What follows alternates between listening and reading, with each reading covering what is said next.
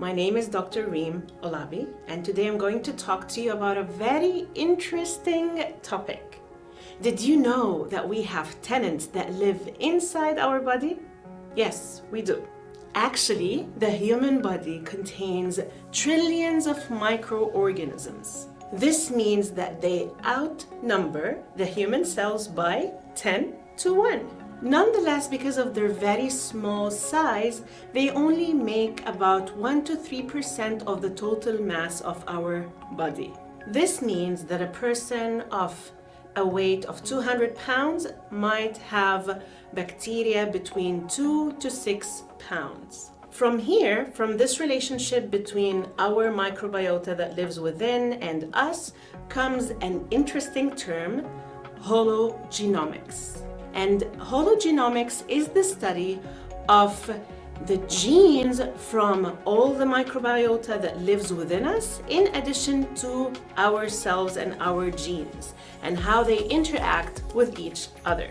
And as you can see here, we do have several types of bacteria that lives inside us. We have the Bacteroidetes, we have the Firmicutes, we have the Actinobacteria, we have the Proteobacteria, and we have the Fusobacteria. And each of them play a very important role in our body. For example, Bacteroidetes provide protection against pathogenic microbes. In addition to that, they could be a potential source of food for beneficial bacteria that are residents in our gut.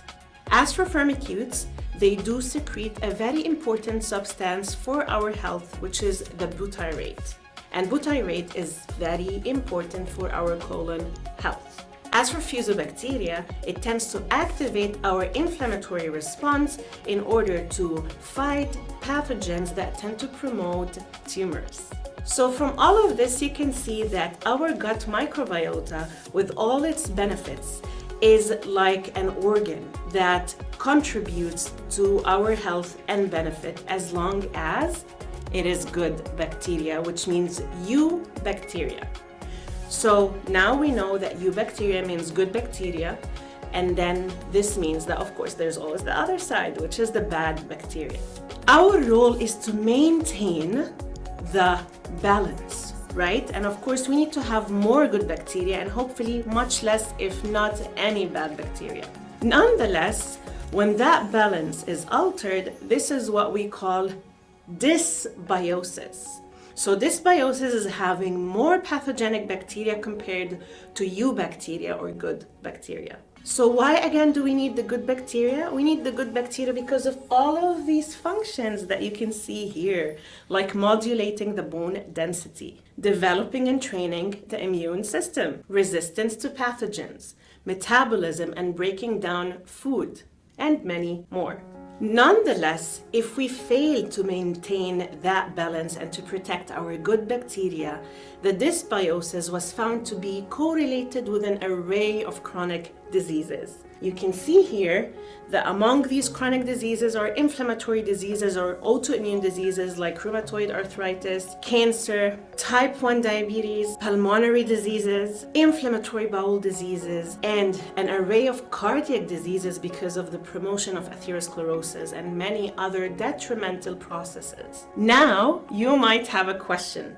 How can I actually make my tenants, which are the bacteria that lives inside, happy and thriving and healthy? Well, there are a couple of things that you can do to help maintain that balance. Number one, you might try as much as possible to decrease the stress or learn different stress coping techniques. Number two is exercise, because it will definitely help your eubacteria or good bacteria thrive and be happy, which means that they will secrete all sorts of beneficial compounds and molecules, neurotransmitters, including serotonin, by the way, which is one of the happy hormones.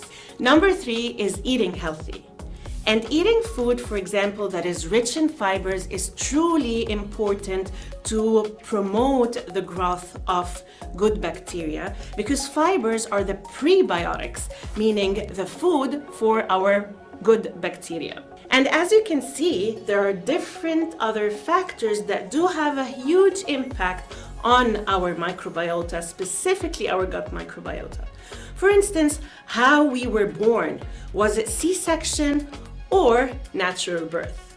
Medications that we do take. For instance, of course, administering antibiotics will have an impact on our gut microbiotic profile. Our genetics, that's another important factor when it comes to our microbiota. So I hope with what I shared with you today, you know how to prevent dysbiosis and do your best to make your tenants that live inside you live happily ever after.